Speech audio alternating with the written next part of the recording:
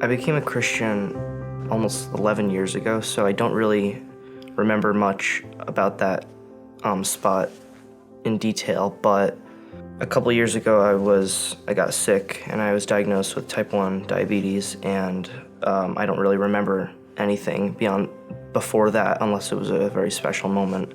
When I was sick before that, it was like a very happy moment that I found what was wrong, and then I thanked him for that. I wasn't really upset about being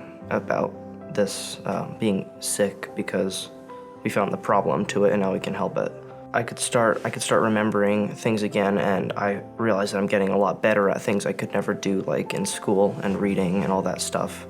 So I've been able to catch up with that pretty well, and also I wasn't growing before, so now that was a big change very quickly for me.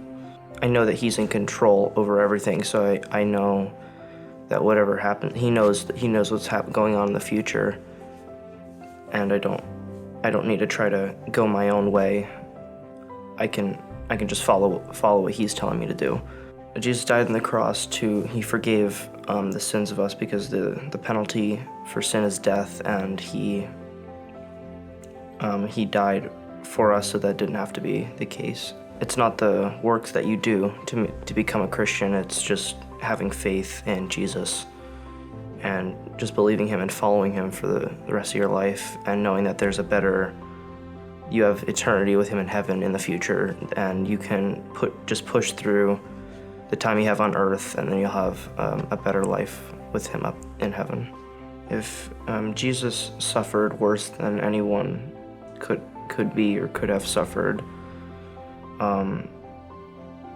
he was beat so bad that they couldn't recognize him as a human, and that was all for us to not pay the price of death. I didn't really understand it before because I was so sick, and it took me a couple more years just to think about it, to think it through.